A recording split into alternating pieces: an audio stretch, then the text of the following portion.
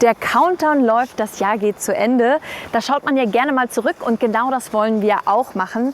Wir zeigen Ihnen noch mal ein paar Tüftler aus den letzten 12 Monaten, einfach genial, die uns besonders in Erinnerung geblieben sind. Aber das Ganze natürlich nicht einfach so, sondern mit effektvoller Untermalung.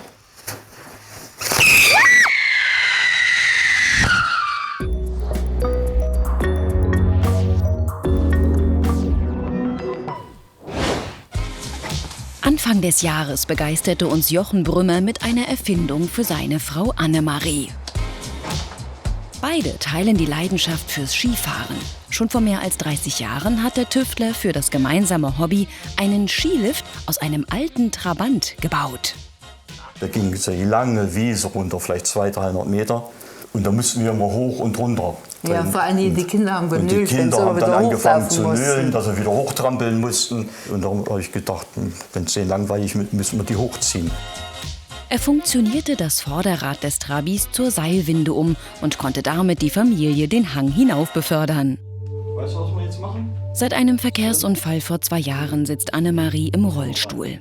Der Tüftler wollte damals das gemeinsame Hobby nicht aufgeben, aber einen Rollstuhl im Schnee zu bewegen, ist ein echtes Problem. Jochen Brümmer suchte in seiner Werkstatt nach einer Lösung. Deshalb kam bei mir der Gedanke auf, ein paar Skier unter ihrem Rollstuhl zu bauen und ihr wieder die Schönheit des Winters, gerade in diesem Jahr, zu zeigen. Der Tüftler nimmt ein paar alte Abfahrtski und montiert Metallschienen aus dem Baumarkt darauf. In diesen Halterungen will er die Räder des Rollstuhls befestigen. Damit der Rollstuhl nicht unkontrolliert davonfährt, baut er aus einem Winkel und einer alten Matratzenfeder eine Bremse. Das kann man dann hier runtertreten und der Winkel rastet im Schnee ein. Die umgebauten Skier montiert er mit wenigen Handgriffen am Rollstuhl. Mit einfachen Schrauben befestigt der Erfinder die Schienen an den Speichen der Räder. So, damit haben wir das Vorderrad fixiert. So wird der Rollstuhl zum Schneemobil und der Erfinder hat wieder eine Idee umgesetzt. Ich kann meine Frau, also die Annemarie, jetzt normal schieben. So, das geht wunderbar. Aber ich kann, wenn es so eine schöne gerade Strecke ist, mich auch draufstellen und kann einfach so rollern.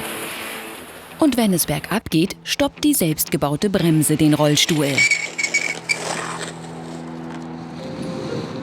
Auf einer nahegelegenen Anhöhe gehen Jochen und Annemarie regelmäßig spazieren und dank der Erfindung auch wieder Skifahren. Wir haben schon viel unternommen, es ist wirklich sehr, sehr, sehr schön. Ja, 50 Kilometer sind auch noch nicht einmal umgekippt. Und auf geht's. Auf gerader Strecke sieht das mühelos aus. Und die beiden trauen sich sogar auf kleine Abfahrten. Und das ist super, berg runter. Das haben wir schon gemacht. Geh zur Seite, weg, weg, weg, weg. Wir kommen an.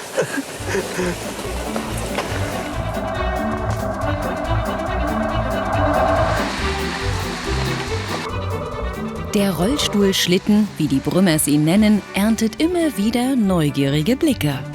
Wir haben schon alles Mögliche auf Skiern gesehen, aber noch keinen Rollstuhl. Ich brauche bloß einen Schieber. Ich wollte tauschen, denn das Sie schieben und ich dann. Aber er darf auch ab und zu mal Ski fahren. Also so ist es nicht. Bastlern, die die Idee nachbauen wollen, stellt Jochen Brümmer weiterhin seine Anleitung zur Verfügung. Inzwischen hat der Tüftler an den Skiern Verstärkungen eingebaut, damit der Rollstuhl noch besser die Spur hält. Henriette ist heute vor den Toren Leipzigs in den Werkstätten von Robert Schiller. Der Künstler kreiert Bühnenbilder und Spezialeffekte für spektakuläre Inszenierungen des Titanic-Theaters oder für Großveranstaltungen wie den Semperopernball. Für seine Arbeiten ist der ausgebildete Special Effect Designer in der ganzen Welt gefragt. Also hast du hier einen richtigen Pyro-Ablaufplan gemacht? Ja, eine Startliste. Schon 2020 hat er uns einige pyrotechnische Tüfteleien gezeigt. Heute schauen wir bei seiner neuesten Idee, was alles nötig ist, um solche Effekte zu erzeugen. Diesen Autoscooter hat Robert für ein Varieté-Theater entworfen und gebaut. Henriette soll gleich damit fahren. Doch nicht einfach nur so. Robert zeigt ihr, wie er das Mobil mit einer Reihe von Spezialeffekten ausstattet. Ein Teil davon hat er bereits vormontiert. Und was genau machen wir hiermit heute? Also mit diesem Fahrzeug sollst du mit meiner Hilfe natürlich eine Traumfahrt machen und wenn es geht auch ein Stückchen fliegen. Wir probieren das einfach aus, das habe ich für dich erfunden. Wir probieren das, aber du hast es schon mal ausprobiert. Nein, das ist natürlich neu. Eine Premiere. Das ist immer eine großartig. Premiere. Diese Stahlschienen hat Robert angefertigt und mit Fontänen bestückt, um sie gleich am Autoscooter anbringen zu können. Und das wird heute sozusagen dank deiner Pyrotechnik, kann man sagen, erstrahlen, erleuchten, knallen? Ja, das wird eine Traumfahrt werden. Und natürlich alles, was ja an Effekten ist, was heute sein wird, ist neu sozusagen. Das gab es noch nie und wird wahrscheinlich auch nie wieder sein. Also meine letzte gefährliche Aktion für dieses Jahr bei Einfach Genial. Kann ich das mal Probe fahren, bevor wir die ganze Pyrotechnik befestigen? Ja, das wünsche ich. Du musst Probe fahren. Für Henriette heißt es einsteigen und ein paar Fahrübungen absolvieren. In der Zwischenzeit zeigen wir Ihnen eine andere Erfindung. Andreas Jugenheimer präsentierte uns im Herbst seine Idee, die Hemdträgern unangenehme Situationen ersparen soll. Man bewegt sich ja den ganzen Tag und muss irgendwie mal Sachen holen, eine Kaffeetasse oder so, dass dann mit der Zeit dann das Hemd so an der Seite zum Beispiel rausrutscht und dann der Nierenbereich oft hinten frei liegt. Und wenn man eine Präsentation oder so halten muss, dann steht man erstmal auf und tut das ganze Hemd so reinmachen. Ja, das hat mich irgendwie mit der Zeit genervt. Eine Möglichkeit wären maßgeschneiderte Hemden, die länger geschnitten sind. Die sind aber deutlich teurer als Hemden von der Stange. Also denkt sich Andreas etwas Eigenes aus. Auf den ersten Blick eine gewöhnliche Unterhose. Bei meiner Erfindung ist das Besondere, dass es quasi so zwei Bünde gibt, also einen inneren Bund und einen äußeren Bund. Und zwischen den Bünden kann man quasi das Hemd oder jedes Oberteil reinstecken. Und zusätzlich ist da noch so eine Silikonschicht außen drauf. Und wenn ich da das Oberteil reinstecke, dann verhindert diesen zwei Bünde das Rausrutschen des Oberteils. Um die Funktion seiner Erfindung zu zeigen, zieht er die Unterhose erstmal selbst an. Letztendlich nehme ich die Oberteile und stecke die zwischen die zwei Bünde in diesen Zwischenraum rein. Geht auch relativ fix. Ich kann das festmachen, richte es noch ein bisschen aus und dann hält es auch, wenn man sich bewegt. Es rutscht nicht mehr raus. Die Unterhose besteht aus Baumwolle und Elastan. Das Besondere neben dem zweiten Bund, eine Silikonschicht am Rand, die eine Anti-Rutschwirkung haben soll. Wie sich die Unterhose anfühlt und ob sie das Hemd tatsächlich festhält, soll Finanzberater Christopher Bartsch für uns ausprobieren. Er trägt von Berufswegen Hemd und hat immer wieder mit dem Herausrutschen zu kämpfen. Sieht auf den ersten Blick erstmal aus wie eine normale Boxershort. Ein bisschen gewöhnungsbedürftig scheint dieses zweite Höschen, was hier eingenäht ist. Los geht's. Umziehen. Und wie ist dein erstes Tragegefühl so jetzt nach dem Anziehen? Super angenehm. Also auch das ist jetzt kein komplizierter Vorgang, fühlt sich großartig an. Doch bleibt das Hemd auch in der Hose? Ja, also es fängt ja grundsätzlich erstmal schon damit an, dass wenn ich aus dem Schreibtischstuhl aufstehe, dass das Hemd schon draußen ist. Aber das scheint hier alles noch dort zu sitzen, wo es sein sollte. Oder aus dem Schreibtischstuhl der direkte Weg zum Flipchart. Ja? Das heißt, wenn ich mit Menschen über gewisse Konzepte spreche, dann muss ich natürlich auch meine Stifte und meinen Flipchart zur Rate ziehen. Und das scheint in dem Fall echt dort sitzen zu bleiben, wo es sitzen sollte. Andreas lässt seine Doppelbund-Unterhosen im schwäbischen Albstadt produzieren. Eine Variante für Frauen soll bald folgen. Unser nächster Tüftler verbringt viel Zeit in seinem Garten. Den zu pflegen ist mühsam. Darum tüftelt Heinz Zündorf immer wieder an Gartenhelfern. Sein Credo: Was habe ich, was muss ich, wie kann ich das erledigen? Und wie kann ich mir auch unnötige Arbeit ersparen? Auch seine neueste Idee entstand aus einer typischen Gärtnernot. Es geht ums Thema Anpflanzen. Also hier auf dem Beet wollte ich jetzt 2 Reihen Erbsen säen. Und normalerweise ist es so, dass ich diese Hacke nehme und kratze damit tiefe Rillen rein. Weil das auch eine unangenehme Arbeit ist, möchte ich die gerne vermeiden. Darum hat der Tüftler diese Maschine entwickelt, die Mini-Grabenfräse. Ähnliche Geräte gibt es schon, doch dieses hat sich Heinz Zündorf aus alten Teilen selbst zusammengebaut. Es besteht aus dem Antrieb einer Akkukettensäge, Zubehör aus dem Eisenwarenladen sowie Teilen eines alten Fahrrads und Gartenschredders. Und so funktioniert's. Die Rillen für die Erbsen müssen 6 cm tief sein. Und man kann mit dem Ding wunderbar in mäßiger Geschwindigkeit diese Rillen erzeugen. Egal wie fest der Boden ist, das geht super. In diese Rillen kann der Tüftler jetzt seine Erbsen pflanzen. Wie seine Idee aufgebaut ist, zeigt der schlaue Faule, wie er sich selbst nennt, vor seiner Gartenhütte. Das Herzstück ist eine alte Akkukettensäge. Bei der musste Heinz einige Originalteile wie das sogenannte Schwert austauschen. Da gibt es natürlich nichts Passendes, das musste ich selber anfertigen. Um die Kette breiter zu machen, ließ der Tüftler in einem Laserschneidebetrieb solche Schäufelchen herstellen. Diese hat er auf die Kette montiert. Das Schwert ist eine komplette Neuschöpfung. Vieles aber kommt vom Schrott, wie die Achse der Stützräder. Doch ein Problem hat er damit noch nicht gelöst. Ich musste mich noch zu sehr beugen, um das Gerät zu bedienen. Und da habe ich überlegt, was kannst du machen, und fand dann die Teile in meinem Keller. Das sind eigentlich Teile, die schon fast im Schrott waren. Sattelrohr, Lenkerrohr, Lenkstange, Handbremshebel. Und da musste ich natürlich neue Bautenzüge kaufen, um damit die Bedienknöpfe an der Kettensäge bedienen zu können, aus einem gewissen Abstand heraus. Nur wenn Heinz die Fahrradbremsen zieht, kann die Maschine laufen. So behält er immer die Kontrolle über sein Gerät. Dabei gräbt sich die Fräse durch den Acker. Das geht schnell und ganz ohne Bücken. Das Gerät erleichtert mir die Arbeit ungemein. Ich kann im aufrechten Gang gehen und habe keine Last zu tragen. Die wird abgestützt auf den Rädern. Für den schlauen Faulen war es sicherlich nicht die letzte Tüftelei im Garten. Wir bleiben dran. Das war's.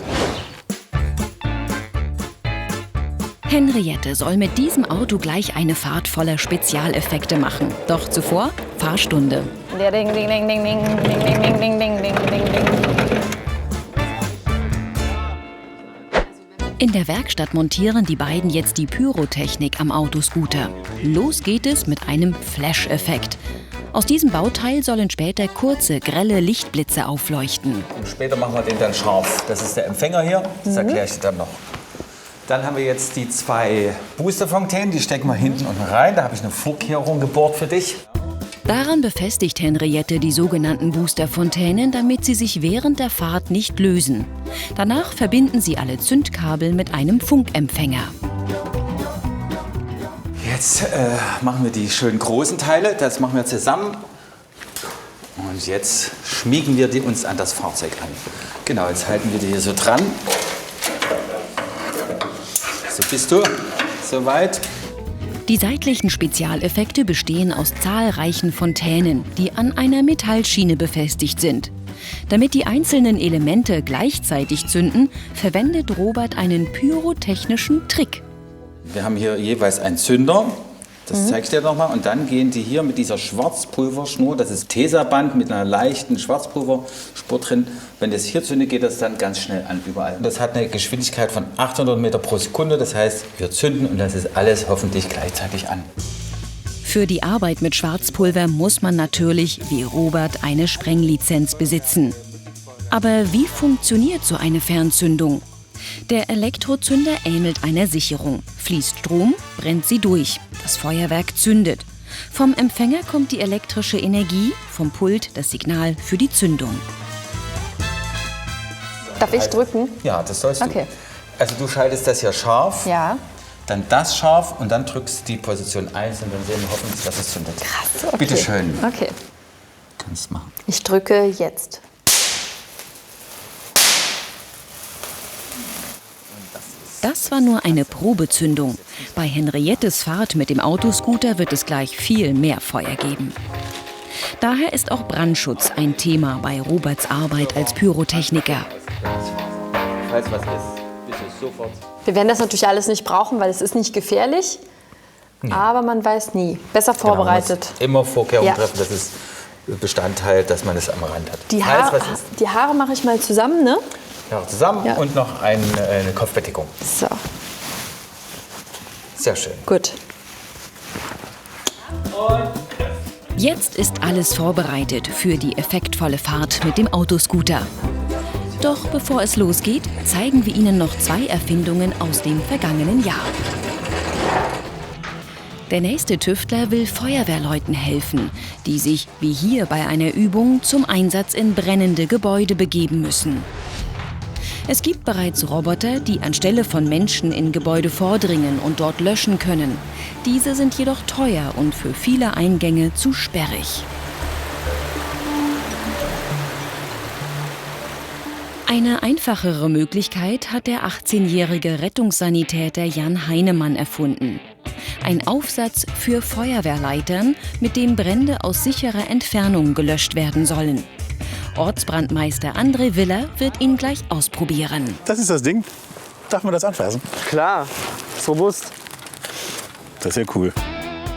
Der Prototyp besteht aus einem Anschluss für den Feuerwehrschlauch und 12 Wasserdüsen. Seine Form gibt ihm auch seinen Namen: Löschigel. Vorne ist ein Bügel, der als Stoßschutz dient. Auf der Unterseite befinden sich Rollen. Die Idee? Den Aufsatz an eine herkömmliche Steckleiter montieren, mithilfe der Rollen in ein brennendes Gebäude schieben und dann löschen. Jetzt kann das Einsteckteil in die Steckleiter. Okay. Anziehen, am besten ein bisschen anheben, ne? Anheben, genau.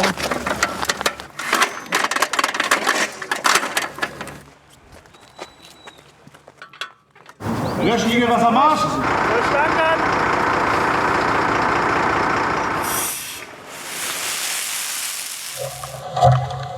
Durch die Düsen wird das Wasser zerstäubt und in einem Radius bis zu 10 Metern verteilt.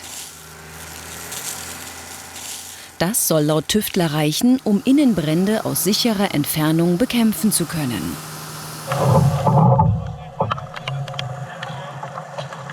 Also ich muss sagen, das Strahlbild hat mir sehr gut gefallen. Aber es ging auch so ein bisschen gebündelt mehr nach vorne. Ja, das soll ja tief in den Raum rein, dadurch hast du ja noch mehr Sicherheitsabstand. Das wird die Freiwillige Feuerwehr Empelde jetzt in ihrem Brandcontainer ausprobieren. Die Einsatzkräfte zünden einen Stapel Paletten an, 9 Meter hinter der Eingangstür. Das Feuer soll gelöscht werden, ohne dass eine Person in den Container muss. Okay, wollen wir einfach mal reinsetzen? Ja. Los, dann kommen wir an.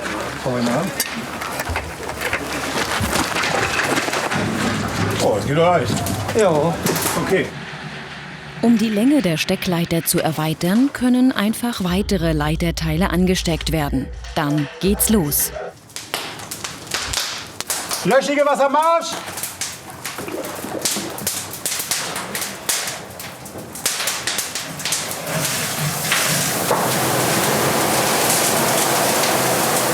Alter, wie war das schon aus? Ja. Hier noch einmal. In wenigen Sekunden ist das Feuer gelöscht. Zumindest auf den ersten Blick, denn im hinteren Bereich glüht es noch.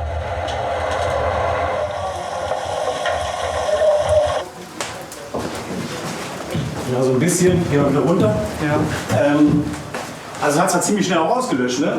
Aber natürlich müssen wir jetzt noch ein bisschen Nachlöscharbeit betreiben, weil so genau kannst du wahrscheinlich nicht zielen. Genau. Je länger wir warten, desto mehr wird das Feuer jetzt wieder durchkommen. Ne? Aber man hat schon mal das Große runtergekühlt. Die anfängliche Löschwirkung war enorm. Die Erfindung eignet sich allerdings weniger für Wohnhäuser, sondern hauptsächlich für Industrieanlagen. Jan will seine Erfindung mit Hilfe eines Produzenten nächstes Jahr in Serie bringen. Und weiter geht es mit der nächsten Erfindung in die virtuelle Realität. Trotz spezieller Brillen ist das Erlebnis nicht wirklich realistisch, wenn man zum Beispiel im Sitzen durch den Wald spaziert. Dr. Marcel Reese aus Bielefeld setzt mit seiner Erfindung und seinen Forschungen genau da an.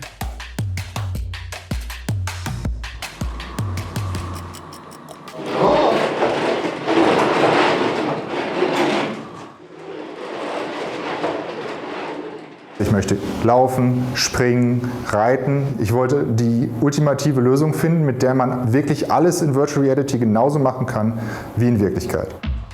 Um dieses Ziel zu erreichen, hat der Biophysiker ein sogenanntes Exoskelett gebaut. Eine Art Anzug, über den der Mensch mit dem Computer verbunden werden kann. Seine Forschungen haben allerdings einen ernsten Hintergrund. Eine wichtige Sache, wo ich halt denke, dass es praktisch unersetzlich ist, halt für gefährliche Umgebungen. Feuer, Chemieunfälle, da man dann Roboter so steuert, als wenn es der eigene Körper wären und man alle Arbeiten in diesen gefährlichen Umgebungen so machen kann, als wenn man dort wäre, aber man ist eben gar keiner Gefahr ausgesetzt. Die Apparatur, die Marcel Reese für seine Forschungsarbeit gebaut hat, hängt an der Wand. Sie sieht monströs aus und steckt voller Technik. Jedes Teil daran hat eine bestimmte Funktion. Also das Exoskelett im Moment hat für jedes Bein 2 Gelenke. Das heißt, hier einmal der Oberschenkel und dann hier der Unterschenkel. Und der zweite wesentliche Teil ist der Bewegungssimulator. Das ist alles praktisch von der Holzplatte hier bis zur Wand, der den Nutzer im Exoskelett als Ganzes bewegen kann. Das Gefühl, sich frei im Raum zu bewegen, kommt daher, weil man in der Erfindung quasi schwebt. Die Plattform zwischen Wand und Exoskelett kann den Nutzer passend zur virtuellen Realität drehen und wenden. Dafür hat Marcel überall Motoren verbaut.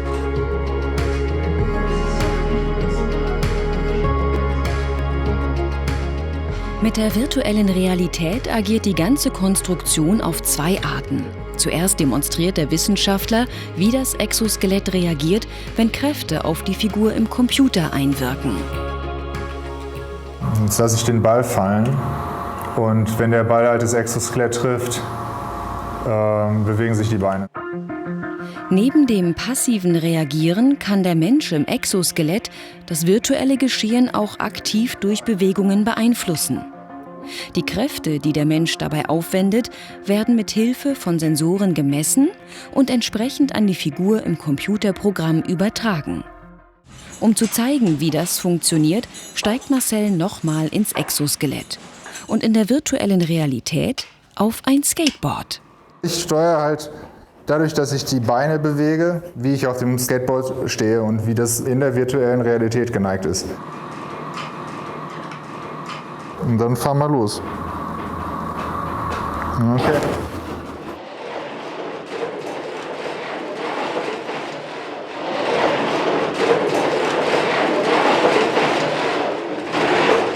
Marcel will mit seinem Exoskelett kein fertiges Produkt kreieren. Ziel des Erfinders ist es zu beweisen, dass es möglich ist, sich in der virtuellen Realität fortzubewegen und intuitiv mit der digitalen Umwelt zu interagieren.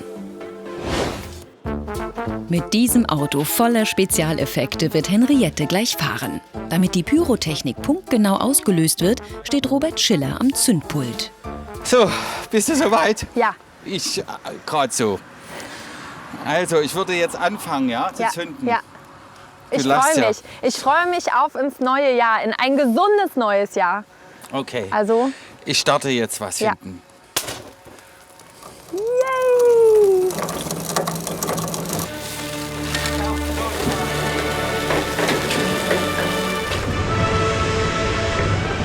Ich booste dich jetzt!